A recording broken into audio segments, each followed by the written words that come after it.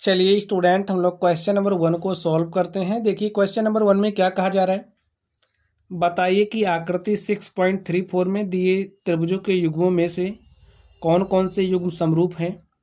उस समरूपता कसौटी को लिखिए जिसका प्रयोग आपने उत्तर देने में किया तथा साथ ही समरूप त्रिभुजों को सांकेतिक रूप में व्यक्त कीजिए। तो स्टूडेंट आप लोग समझिए, अगर हमारे पास कोई दो त्रिभुज है, आप समझिए हमारे पास एक त्रिभुज ए है और ये जो त्रिभुज है हमने इसको नाम दे दिया, हमारा त्रिभुज ABC है।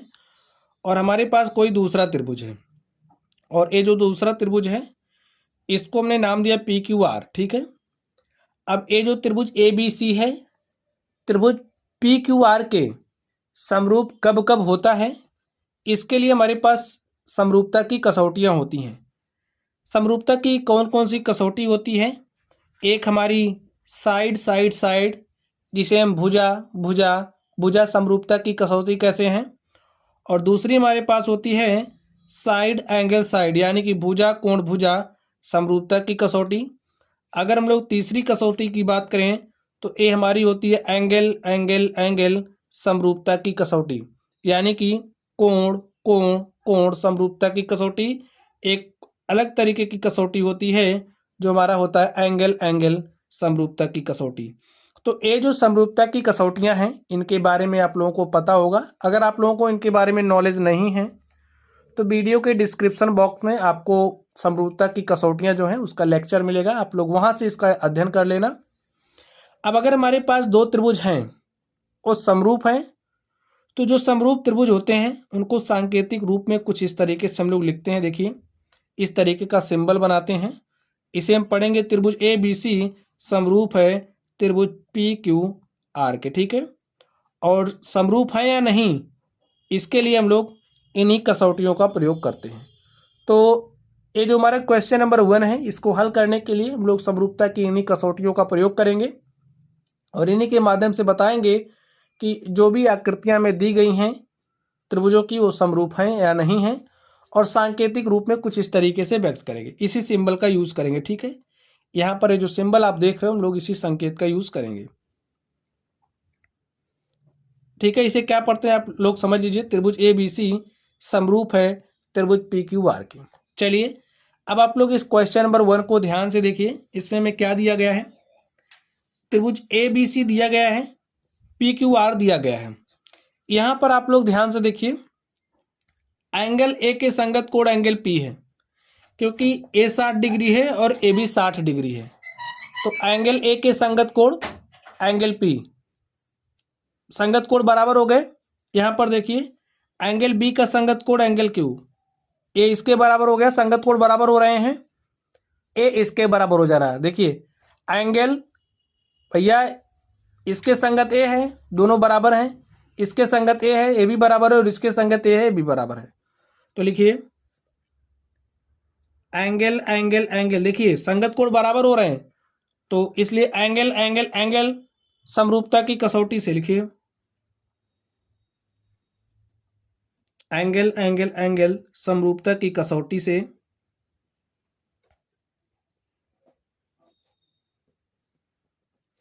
त्रिभुज ABC, देखिए ABC वो क्या है, समरूप है किसके, PQR के। और यहाँ पर जो समरूपता की कसौटी थी, कौन सी कसौटी फॉलो हो रही है, एंगल एंगल एंगल संगत कोण बराबर है, और इसको हमने सांकेतिक रूप में इस तरीके से रिप्रेजेंट कर दिया है। चलिए स्टूडेंट अब हम लोग इसके दूसरे नंबर पर चलते हैं और इसको हल करते हैं। अब आप लोग दूसरे नंबर को ध्यान से देखिए, हमारे पास त्रिभुज ABC दिया गया है, त्रिभुज PQR दिया गया है। अब देखिए AB के संगत भुजा कौन सी है आपको देखना पड़ेगा। तो यहाँ से हम देख रहे हैं जो हमारा, देखिए AB कितना दिया है, चलिए सबसे पहले जो जो दिया उसको हम राइट कर लेते हैं, ठीक है। AB में कितना दिया है, 2 दिया गया है, और BC कितना दिया गया है, BC दिया गया 2.5, और अगर हम AC की बात करें तो AC हमें दिया गया 3, और यहाँ पर देखिए PQ कितना दिया गया है, PQ 6 है, और अगर हम बात करें QR की तो QR कितना दिया गया, देखिए QR 4 दिया गया है, पी आर देखिए कितना दिया गया है, पी आर हमें 5 दिया गया। अब हमें इसमें कुछ ध्यान से देखना पड़ेगा। देखिए अगर हम A B upon Q R करें, ध्यान से देखिए, A B upon Q R, चलिए कर दीजिए, ए बी अपॉन हमने क्यू आर किया। आगे देखिए अगर हम A C upon P Q कर दें, A C upon P Q कर दें, और देखिए अगर हम लोग बी सी अपॉन में पी आर कर दें। अब ए बी अपॉन हमने क्यू आर किया, ए सी अपॉन में हमने पी क्यू किया पी क्यू किया, और बी सी अपॉन में हमने क्या किया, पी आर किया। तो आप लोग मान रख दीजिए, ए बी का मान देखिए कितना है, 2 है, क्यू आर का मान कितना है, 4 है, ए सी का मान कितना है, देखिए ए सी का मान 3 है, और पी क्यू का मान कितना है, देखिए पी क्यू का मान 6 है, बी सी का मान देखिए कितना है, 2.5 है, और पी आर का मान कितना देखिए 5 है। सॉल्व कर दीजिए, 2 एक के 2, 2 दूनी 4, 3 एक के 3, 3 दूनी 24, 2.5, एक के 2.5 दूनी इतना 5, ठीक है। आ गया 1/2, 1/2, 1/2। तो आप लोग क्या देख पा रहे हो, संगत भुजाएं समानुपात में हैं। देखिए ए वाली भुजा जो हमारा ए बी है ओ क्यू आर के संगत है, जो हमारा ए सी है वो पी क्यू के संगत है, और अगर हम लोग बात कर रहे हैं बी सी की तो बी सी हमारा पी आर के संगत है। तो संगत भुजाएं यहाँ से आप लोग देख पा रहे हो समानुपात में आ गई। तो लिखिए अब भुजाएं समानुपात में आ रही, तीनों भुजाएं देखिए, साइड ए वाली साइड इसके, ए वाली साइड इसके, और ए वाली साइड इसके संगत है, ठीक है। तो संगत भुजाएं समानुपात में है, लिखिए, लिख दीजिए। देखिए 1/2, 1/2, 1/2 आ गया ना संगत भुजाओं का अनुपात। तो लिखिए संगत भुजाएं समानुपात में हैं या फिर समानुपाती हैं, इसलिए साइड साइड साइड समरूपता की कसौटी, कौन सी समरूपता की कसौटी फॉलो हो रही है, साइड साइड साइड, जिसे हम भुजा भुजा भुजा समरूपता की कसौटी कहते हैं। समरूपता की कसौटी से अब देखिए साइड साइड साइड समरूपता की कसौटी से, तो हमारा त्रिभुज ए बी सी है, लिखिए त्रिभुज ए बी सी वो समरूप है। अब किसके समरूप है यहां पर आपको समझना पड़ेगा, गलती नहीं करनी है। देखिए ए भुजा ए बी के संगत कौन सी भुजा है, क्यू आर है, ए बी के संगत क्यू आर पी, तो ऐसे चलना पड़ेगा। ए बी सी समरूप है किसके, क्यू आर पी के।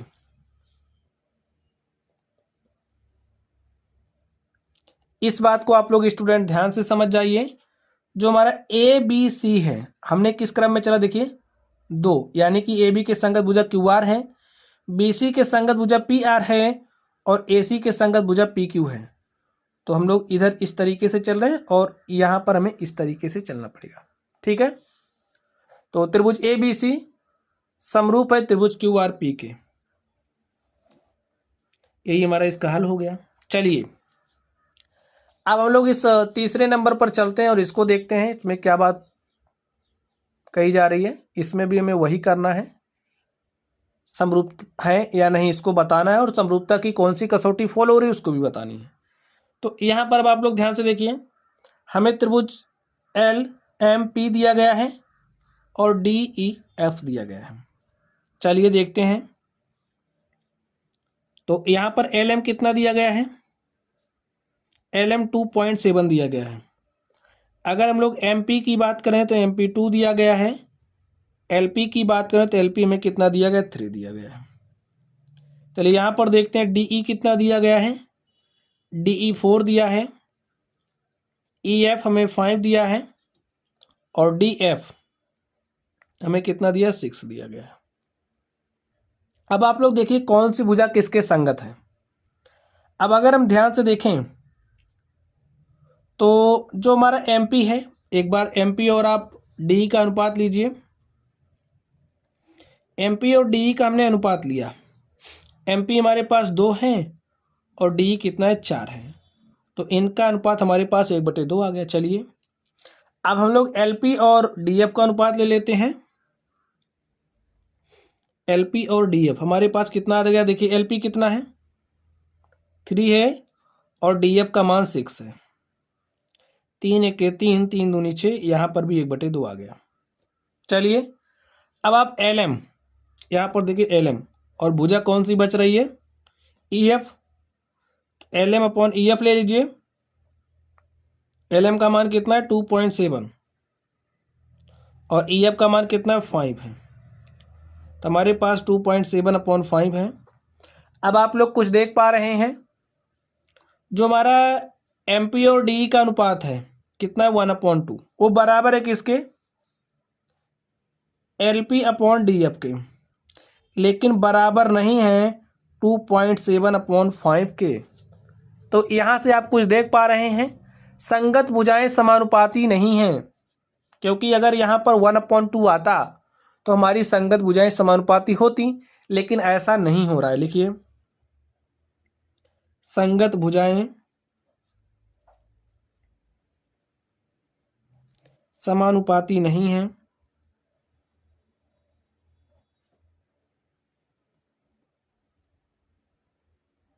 इसलिए दिए गए त्रिभुज समरूप नहीं है।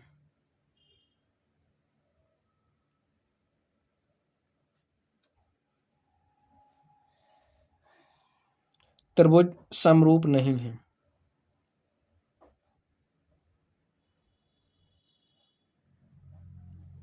ठीक स्टूडेंट, चलिए यहां तक आप लोग समझ गए होंगे। चलिए हम लोग अगले प्रश्न पर चलते हैं और देखते हैं हमारा अगला प्रश्न क्या है।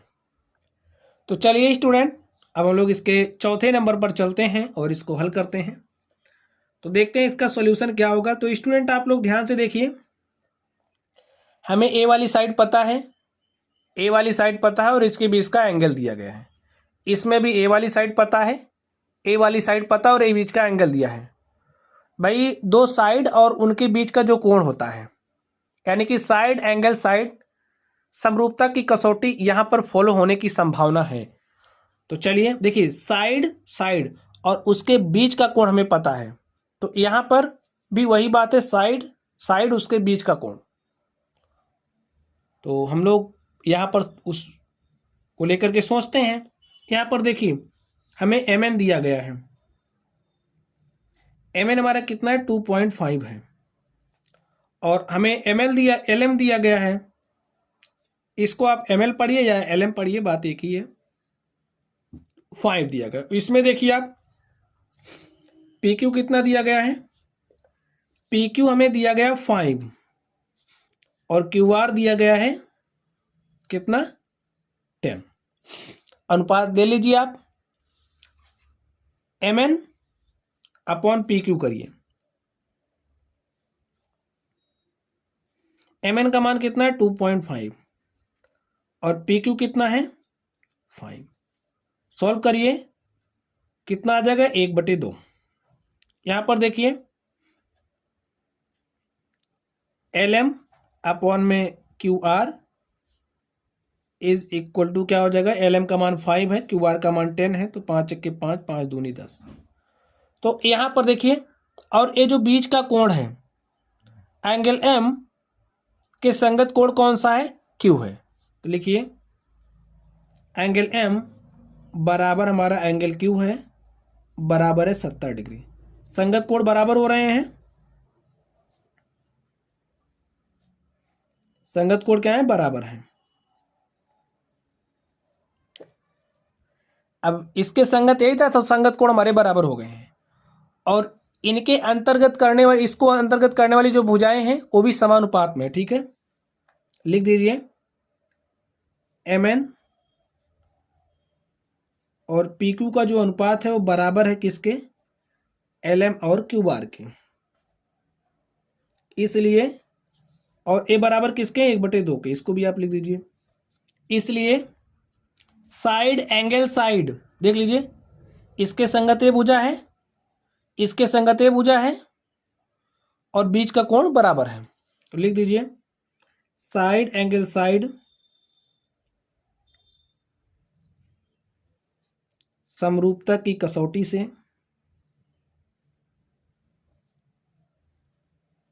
साइड एंगल साइड समरूपता की कसौटी से जो त्रिभुज हमारा है, लिख दीजिए नाम इसका NML,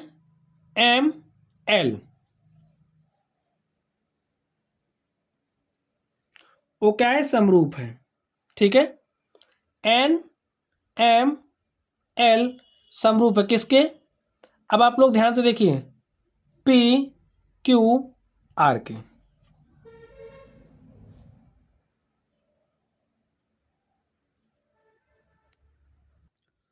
तो इस तरीके से स्टूडेंट जो हमारा 4 नंबर था हमने इसको हल कर लिया है।